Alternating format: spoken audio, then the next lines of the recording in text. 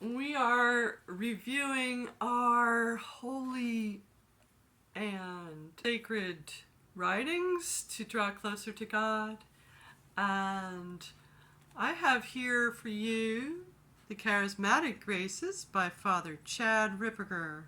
If you've ever been interested in the charismatic graces and where they really come from, there have been a lot of distortions out there about the charismatic graces.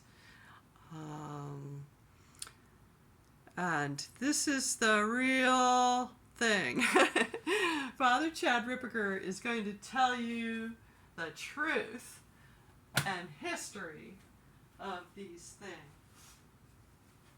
Okay, I've got more saints. Saint John Bosco. It's one of our favorite for the youth, right? Nice little book. I've had this one on the show before, Revelations of Divine Love by Julian of Norwich. Fantastic book. Here's a book on St. Thomas of Aquinas. G.K. Chesterton.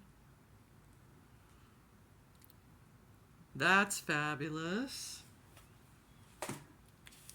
Oh, and we have angels. I have my funny story I need to tell everybody. So after this, my angel, Queen Mary, Queen of the Angels, and by Janice T. Connell, answers to some questions. Very nice to learn about the angels. Here's Saintly Advice, a prayer for every problem. You could just look it up and say, oh, we should do that. And then this is Bards of the Bible. A really fantastic old book about the Bible and the poetry within. And it surely is. The Holy Scriptures are the poem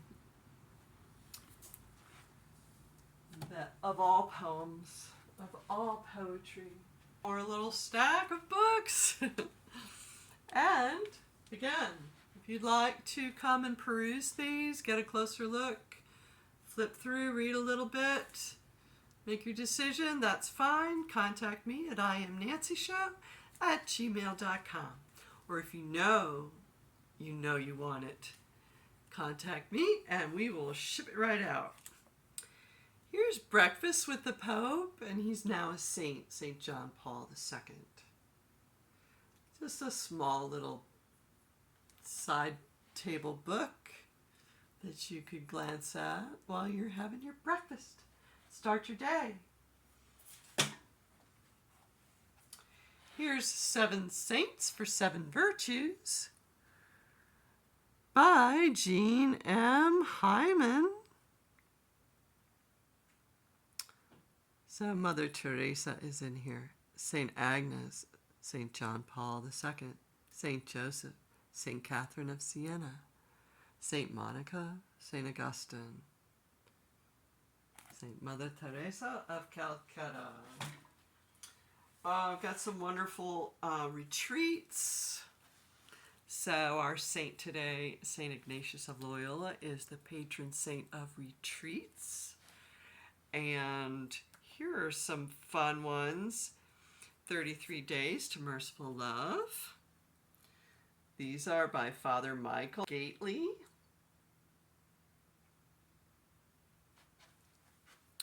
A do-it-yourself retreat in preparation for consecration to the Divine Mercy.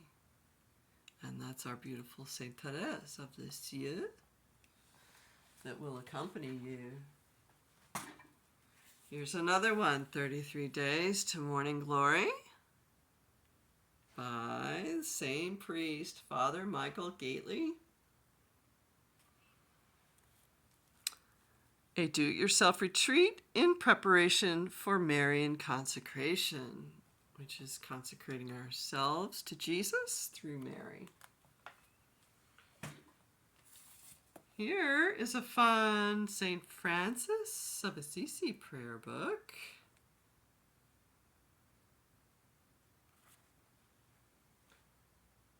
A Guide to Deepen Your Spiritual Life by John M. Sweeney. Oh, that's a fun name. Here's the Search for Saint Therese of Lisieux. You want to grow and know more of her? It's a study of the life, the legend, the mystery of Saint Therese of Lisieux by Peter Thomas Rohrbach. The Reverend Peter Thomas Rohrbach was the superior of the Discalced Carmelite Monastery in Washington, D.C. Here's a fun book for every day of the year, The Wisdom of the Saints. And I like to look at that every day. I keep it nearby to glance at today. And there's some wonderful things I'm going to post soon. One that really touched me earlier, some trial that I'm going through, and then it's actually where a lot of us are going through this. I'm going to read it right now. It's for July 18th. So here's how they work it. They have the day, and then they have some sort of theme, like treasure or social justice or spiritual warfare or suffering. Okay, I want to read for you July 18th, social justice. Quote, wherever people are suffering, wherever they are humiliated by poverty or injustice, and wherever a mockery is made of their rights, make it your task to serve them. That's St. John Paul the Great.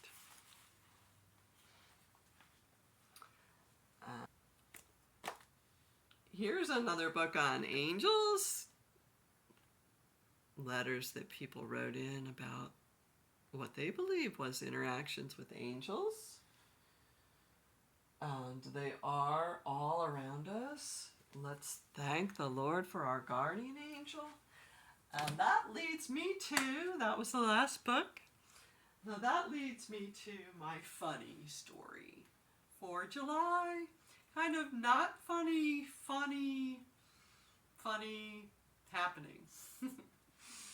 So I am driving back, and it's unfamiliar territory, and the GPS says, well, you're just going to take a right here, and then you're going to go down a little bit and do a U-turn. So that's fine. It looked easy. Here comes the little lane to take a left turn and do a U-E. So that's what I did. How perfect the placement of that road was, you know, it was right in the best spot. There was plenty of time to do my U-turn because there was a truck way off in the distance. And so I zip and do my hard, sharp turn. And I'm coming around about and looking ahead at the road, and I have to stop. And thank you, my angel, because, and thank you, I had the fastest reaction time in my driver's ed class. Because there was like a cliff that went down about 3-4 feet, and it was sandy, and so I stopped. There were like 2, 3, 4 potholes down about 3 feet, and I stopped just in time. I put it into reverse. I backed up a little bit. The truck still is not here yet, and I straighten it out and I drive forward, And I look to my right, just to see, it was a corner of a street. There was a street that went that way, and then there was a business on the right. And I looked at the business and it said, tire repair. And I instantly laughed. I was like, yeah, you're going to need some serious tire repair if you fall into that cliff. And they're actually probably going to be the ones to have to tow you out of there, because you're going to be stuck in the sand. And it was like a little, like I say, it was a cliff. So it kind of caused a little chuckle, like, woo, that's funny. That's some way to get business. I mean, those poor people that you could see fell down into it. There were tire marks and such, and it really needs to be fixed. But we survived it. Thank you again to my angel. And my fastest reaction time, my reflexes are really good. And I had my eyes wide open and, looking forward, and I saw it and I saved it.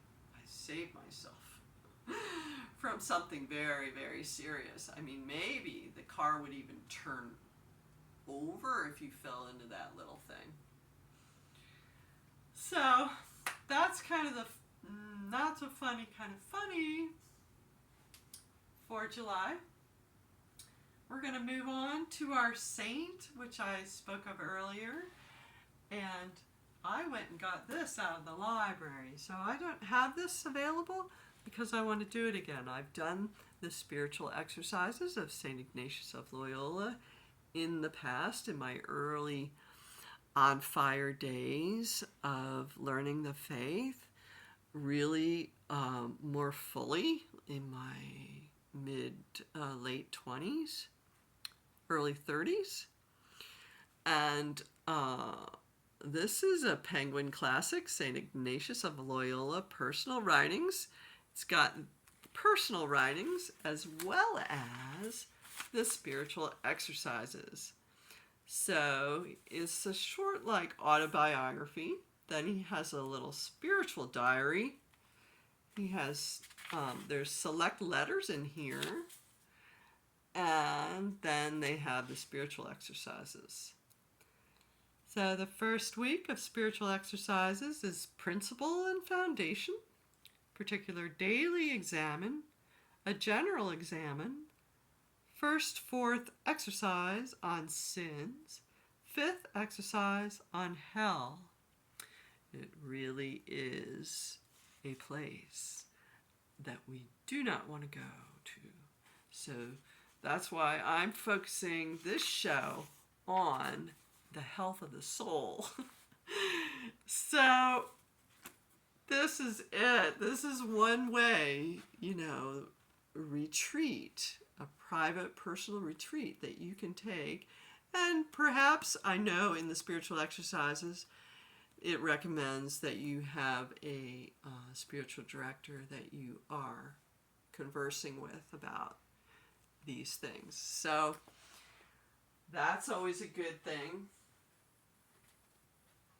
And I believe you might even be able to find online a spiritual director that could walk you through what you need to, as you're doing the spiritual exercises, if you can't find anyone locally. I believe that's what I did. I actually spoke with someone over the phone. And this was back in the late 80s, early 90s that I did that. And I was all excited. I want to do it again, I think. So, let's talk about St. Ignatius of Loyola. He's our saint of the day, July 31st. And he is the founder of the Jesuits. St. Ignatius of Loyola's story. This comes from Franciscan Media. The founder of the Jesuits was on his way to military fame and fortune when a cannonball shattered his leg. Because there were no books of romance on hand during his convalescence, Ignatius whiled away the time reading A Life of Christ and Lives of the Saints. His conscience was deeply touched. Having seen the Mother of God in a vision, he made a pilgrimage to her shrine at Montserrat near Barcelona. He remained for almost a year at nearby Manresa, sometimes with the Dominicans, sometimes in a pauper's hospice, often in a cave in the hills praying. After a period of great peace of mind, he went through a harrowing trial of scruples. There was no comfort in anything. Prayer, fasting, sacraments, penance. At length his peace of mind finally returned. It was during this year of conversion that St. Ignatius began to write down material that later became his greatest work, the Spiritual Exercises. He finally achieved his purpose of going to the Holy Land, but could not remain as he planned because of the hostility of the Turks. Ignatius spent the next 11 years in various European universities, studying with great difficulty, beginning almost as a child. Like many others, his orthodoxy was questioned, and Ignatius was twice jailed for brief periods. In 1534, at the age of 43, he and 6 others, one of whom was St. Francis Xavier, vowed to live in poverty and chastity and to go to the Holy Land. If this became impossible, they vowed to offer themselves to the apostolic service of the Pope. The latter became the only choice. 4 years later, Ignatius made the association permanent. The new Society of Jesus was approved by Pope Paul III, and Ignatius was elected to serve as the first general. When companions were sent on various missions by the Pope, Ignatius remained in Rome, consolidating the new venture, but still finding time to found homes for orphans, catechumens, and penitents. He founded the Roman College, intended to be the model of all other colleges of the society. Ignatius was a true mystic. He centered his spiritual life on the essential foundations of Christianity: the Trinity, Christ, and the Eucharist. His spirituality is expressed in the Jesuit motto, Ad majorem Dei gloriam, for the greater glory of God. In his concept, obedience was to be the prominent virtue, to assure the effectiveness and mobility of his men. All activity was to be guided by a true love of the Church, an unconditional obedience to the Holy Father, for which reason all professed members took a 4th vow to go wherever the Pope should send them for the salvation of souls.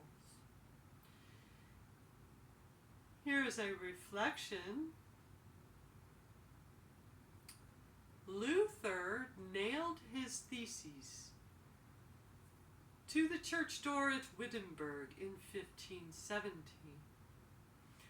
17 years later, Ignatius of Loyola founded the society that was to play so prominent a part in the Catholic Reformation. And as I said earlier, St. Ignatius of Loyola is the patron saint of retreats.